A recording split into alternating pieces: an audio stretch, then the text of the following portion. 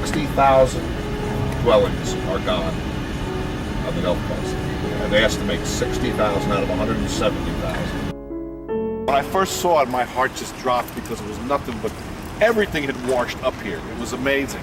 This had acted as a break for things washing up. It was,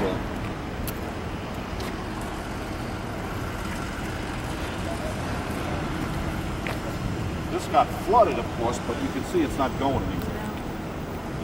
It's beautiful. I call it the Parthenon.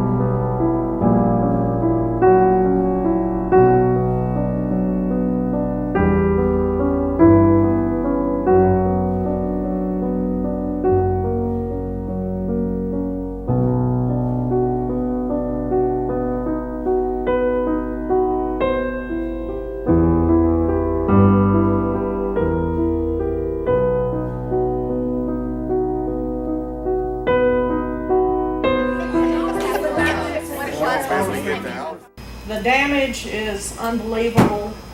What amazes me is you all. And we saw the same thing at Harrison County. People whose homes are damaged, who are dealing with their own family situations, but yet they're in that library and they're smiling and they're doing what they need to do to get service back up.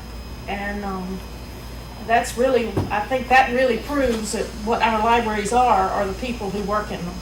And we probably don't always give all of you the credit that we should, but you are what make our libraries. And I think one of the things that has, to me, been so rewarding, if you can say that about a situation like this, is the public's expectation that the library was going to be there. Or the public thinking, the first thing they think of, I've got to go fill out FEMA forms, so I'll go to the library and do that. That tells me that there's more of our message out there than we might have thought there was. The Gulfport Library, the ground floor is gone, the first floor. It looks like it was just swept completely out. The walls are gone. The columns are still there. That beautiful terrazzo floor is still there. There's not a sign of a book, a piece of a newspaper, a CD, a video, or anything. It's all gone on the first floor.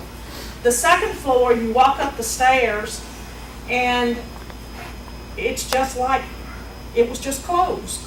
I mean, everything is in place until you go back to the computer lab, and the windows blew out in there, and they took in all the took water in there, and of course that's just scrambled. The Biloxi Library actually had some windows blown out, or forced out, I guess I should say, by water on one end, and the water came in and stood. Now, I've heard estimates anywhere from 4 feet to 12 feet of water in that building. I think it was more like 4, looking at the markings you could see on the windows. That building, the water got in, and then it stood there a little while. And so, of course, the first floor in that building is just a mess, as you can well imagine.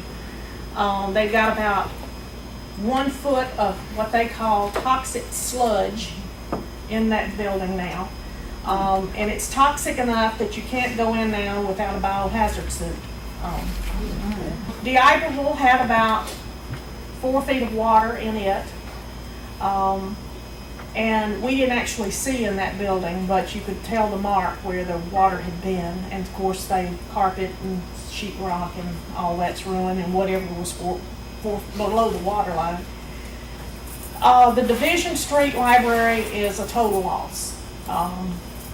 The library itself stood pretty well, but it was connected to a community center where the wall fell in and water rushed into the Division Street building, and that whole area is just mind-boggling how bad it is down in that area. Of course, that's a very poor area of town, so there's a lot of destruction there. There's a lot of built cars that they pushed up in front of the library just to get them out of the street, the ones that were floating along. The Long Beach Library, the building has been condemned. The wall has caved in.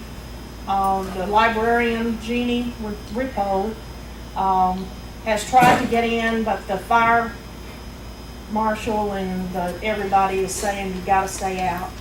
I can see why the building looks like it's actually shifted on its foundation. And so it's gonna be a total loss. The Pass Christian Library, the police department was in City Hall during the storm. Water started into the City Hall, so they moved from City Hall into the library. And then water started coming in the library, and they tried shooting their way out of the windows and finally had to force a door. I don't know, I guess there was only one way in, that's the reason they were doing that. And the water was coming that way, but they finally had to force the door open, got on the roof of the library, and that's how they survived the storm. It's what, from my understanding, the Pass Christian, the city lost all of its police cars and everything. The Kill Library is fine. They had a couple of windows come out, but they're fine. The Pearlington Library, which was a joint school public library, is gone. The Waveland Public Library, as is the city of Waveland, is gone. And the Bay St. Louis Library took on water, and they've got a lot of interior damage in that building. They say there's a photograph, and we're trying to get a copy of it. The National Guard actually took up residence at the library in Bay St. Louis. And they say there's a picture of National Guard troops that are resting, reading a wet book out of the Bay St. Louis library.